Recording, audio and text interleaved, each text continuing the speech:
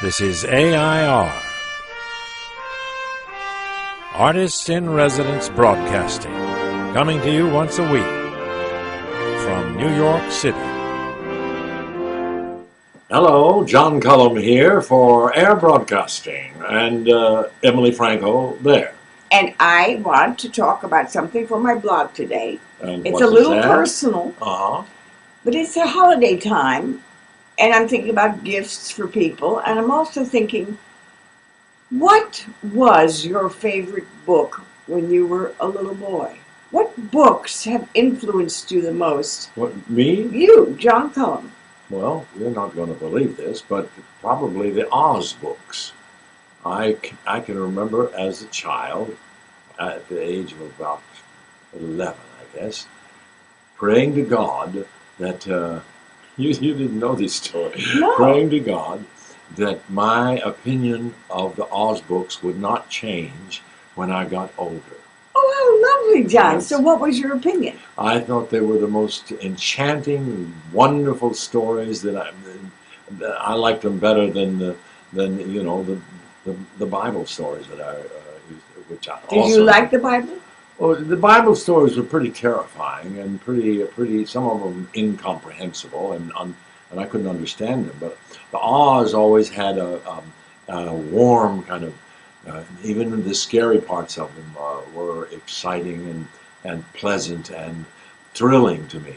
Whereas sometimes I would get very upset by the Bible stories, and even things like, as I got older, Ivanhoe and books like that. But go back to early. What's the first book you remember before Oz? If you were 11 when you read Oz, you must have read something before you were age 11. Baby Ray runs. Baby Ray what? Baby Ray runs. See Baby Ray run. That's the first book I can Oh, that's remember. nice. I didn't know that. Well, I think that Baby Ray was the book that you learn how to read with. Except I learned how to read sitting in my dad's lap, having him read the comic strips to me.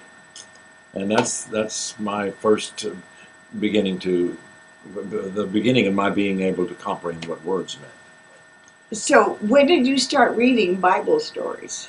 I didn't have to read Bible stories. They were told to me in church and in Sunday school and that sort of thing, and at home or whatever. And they were just generally well known. And of course, even in junior high school when I was 12 or 13, they had things called Bible drills, where you would have.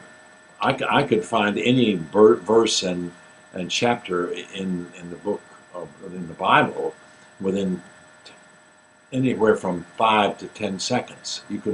That's hard to believe, but I knew where all the books. No, you're fast now. When I ask for a quote from the Bible, you tell me where it is. But when did you then discover Shakespeare? Because it seems to me you love Shakespeare in the same way, maybe more than the Bible. Well, the truth is that I didn't discover Shakespeare until I got to New York.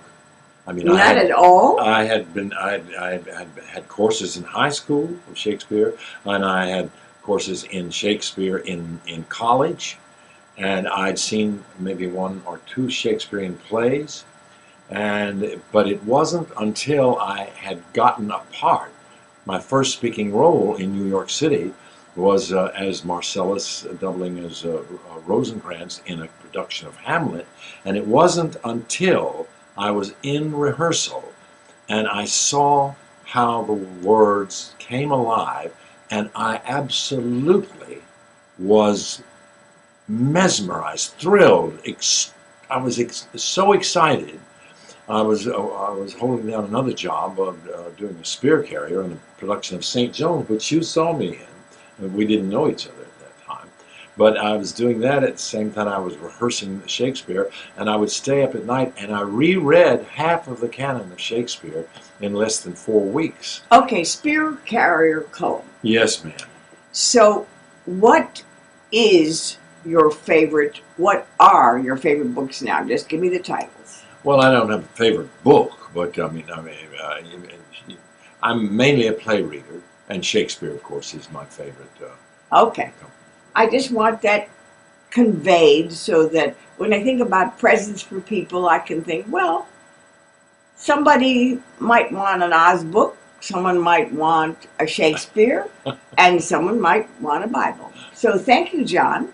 Well, This is John and Emily for Air Broadcasting. We'll see you next week. bye-bye.